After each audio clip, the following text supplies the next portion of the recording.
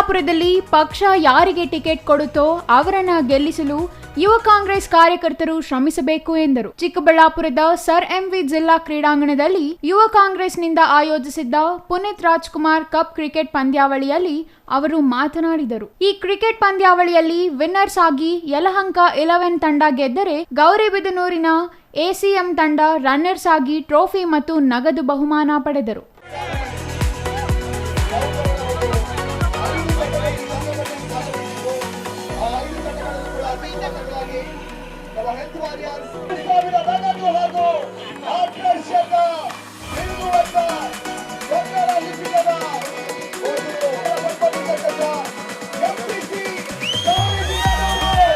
ಅಂಬೇಡ್ಕರ್ ಕೊಟ್ಟಿರೋ ಸಂವಿಧಾನ ಯುವಕರು ರಾಜಕಾರಣಕ್ಕೆ ಬರಲು ಕಾರಣವಾಗಿದೆ. ಹೆಚ್ಚು ಯುವಕರು ರಾಜಕೀಯಕ್ಕೆ ಬರಬೇಕು. ಅದು ಶಾಸಕ ಸಂಸದ ಅಲ್ಲದಿದ್ದರೂ ಗ್ರಾಮ ಪಂಚಾಯಿತಿ, ಟಿಪಿಎಸ್, ZP ಚುನಾವಣೆಯಲ್ಲಿ ನಿಂತು ಗೆಲ್ಲಬೇಕು. ಹಾಗೆಯೇ ಚಿಕ್ಕಬಳ್ಳಾಪುರ ಲೋಕಸಭಾ ಚುನಾವಣೆಯಲ್ಲಿ ರಕ್ಷಾ ರಾಮಯ್ಯ ಅಥವಾ ಬೇರೆ ಯಾವುದೇ ಅಭ್ಯರ್ಥಿಗೆ ಪಕ್ಷ ಟಿಕೆಟ್ ಕೊಟ್ಟರು ಅವರನ್ನ ಗೆಲ್ಲಿಸಲು ಯುವ ಕಾಂಗ್ರೆಸ್ ಕಾರ್ಯಕರ್ತರು ಶ್ರಮ ವಹಿಸಬೇಕು ಎಂದರು. ನಾನು ನನ್ನ ಯುವಕರಲ್ಲಿ ಹೇಳೋದಿಷ್ಟೇ, ಇವತ್ತಿರುವಂತ ಪರಿಸ್ಥಿತಿಗಳನ್ನ ಬದಲಾವಣೆ ಮಾಡಬೇಕಂದ್ರೆ ಎರಡರಿಂದ ಮಾತ್ರ ಆಗೋದು. ಒಂದು, ಮುಂದೆ ಬರುವಂತ ಜನರೇಷನ್ಗೆ ಒಳ್ಳೆ ಎಜುಕೇಶನ್ ಕೊಡ್ಬೇಕು. ಎರಡು, ಯುವಕರು ಪಾಲಿಟಿಕ್ಸ್ ಅಲ್ಲಿ ಬರಬೇಕು. ಯುವಕರು ಪಾಲಿಟಿಕ್ಸ್ ಅಲ್ಲಿ ಬಂದ್ರೆ ಮಾತ್ರ ಒಂದು ವ್ಯತ್ಯಾಸವನ್ನ ತರಕಾಗೋದು. ಇವತ್ತು ನಾನು ಇಲ್ಲಿ ನಿಂತು ಮಾತಾಡ್ತಾ ಇದ್ದೀನಿ, ನೀವು ಅಲ್ಲಿ ನಿಂತು ಕೇಳ್ತಾ ಇದ್ದೀರಾ ಅಂದ್ರೆ ಅದು ಬಾಬಾ ಸಾಹೇಬ್ ಅಂಬೇಡ್ಕರ್ ಕೊಟ್ಟಂತ ಸಂವಿಧಾನದಿಂದ ಮಾತ್ರ ಸಾಧ್ಯ. ಆ ಸಂವಿಧಾನವನ್ನ ಎತ್ತಿ ಇಡಬೇಕು ಅಂದ್ರೆ ನಮ್ಮ ಯುವಕರು ಪಾಲಿಟಿಕ್ಸ್ ಅಲ್ಲಿ ಬರಬೇಕು. ಇವತ್ತು ದ್ವೇಷದ ರಾಜಕೀಯವನ್ನ ಮಾಡಿ ನಮ್ಮನ್ನ ಎಲ್ಲರನ್ನೂ ಜಾತಿಗಳ ಮೇಲೆ ಬೇರೆ ಬೇರೆ ಮಾಡಕ್ ಪ್ರಯತ್ನ ಮಾಡ್ತಾ ಇದ್ದಾರೆ. ಸೊ ನಾನು ಹೇಳೋದು, ಈ ಕ್ರೀಡೆ ತರನೇ ನಾವು ಮುಂದೆ ಬಂದು ಪಾಲಿಟಿಕ್ಸ್ ಅಲ್ಲೂ ಕೂಡ ಈ ಜಾತಿಯನ್ನ ಮೀರಿ ಯುವಕ ರಾಜಕಾರಣಿಗಳಿಗೆ ಒಳ್ಳೆ ಅವಕಾಶಗಳನ್ನ ಕೊಡಬೇಕು. ಯುವಕರು ಆಚೆ ಬಂದು, ನಾನು ಹೇಳೋದು MP MLA ಆಗ್ಬೇಕು ಅನ್ನೋದು ಮುಖ್ಯ ಅಲ್ಲ. TP, ZP, ಕಾರ್ಪೊರೇಷನ್, ಗ್ರಾಮ ಪಂಚಾಯತ್ ಎಲ್ಲಾ ಕಡೆ ಯುವಕರ ಪಾರ್ಟಿಸಿಪೇಷನ್ ಜಾಸ್ತಿ ಆಗ್ಬೇಕು.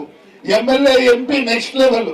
ಫಸ್ಟ್ TP, ZP ಅಧ್ಯಕ್ಷರು, ಯೂತ್ ಕಾಂಗ್ರೆಸ್ ಎಲೆಕ್ಷನ್, ಎಲ್ಲಾ ಎಲೆಕ್ಷನ್ ಅಲ್ಲೂ ಗೆದ್ದು ಪಳಗಿ ನೆಕ್ಸ್ಟ್ MLA MP.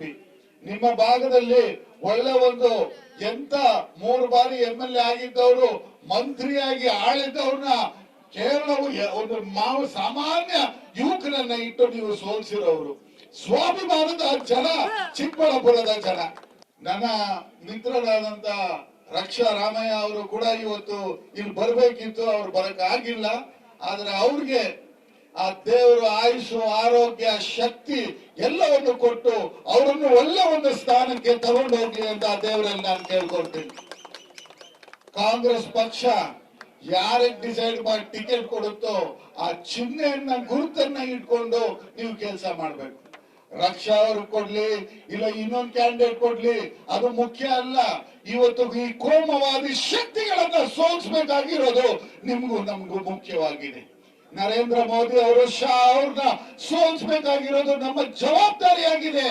ಇವತ್ತು ಒಬ್ಬ ವ್ಯಕ್ತಿಯನ್ನ ಸಾಮಾನ್ಯವಾಗಿ ಮಾತಾಡೋಕೆ ಕಷ್ಟ ಕೊಡುವಂತ ಡೆಲ್ಲಿಯ ಮುಖ್ಯಮಂತ್ರಿಗಳಿಗೆ 8 ED ನೋಟಿಸ್ ಕೊಟ್ಟು ಇವಾಗ ಅರೆಸ್ಟ್ ಮಾಡಿಕೊಂಡಿದ್ದಾರೆ.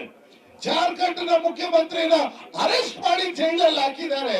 ಈ ಪ್ರಜಾಪ್ರಭುತ್ವವನ್ನ ಕಲ್ಕೊಲೆ ಮಾಡ್ತಾ ಇರುವಂತ ಈ ಮೋದಿ ಶಾ ಜೋಡಿಯನ್ನ ನಾವು ಹೊಡಿಬೇಕಂದ್ರೆ ಈ ಕಾಂಗ್ರೆಸ್ ನ ಚಿಹ್ನೆಯನ್ನ ನೀವು 2023ರಲ್ಲಿ ಕಾಂಗ್ರೆಸ್ ಅನ್ನ ಹೆಂಗೆ ಕರ್ನಾಟಕದಲ್ಲಿ ಅಧಿಕಾರಕ್ಕೆ ತಂದ್ರು ಅದೇ ರೀತಿ ಡೆಲ್ಲಿಯಲ್ಲೂ ಕೂಡ ತರಬೇಕಾಗಿದೆ.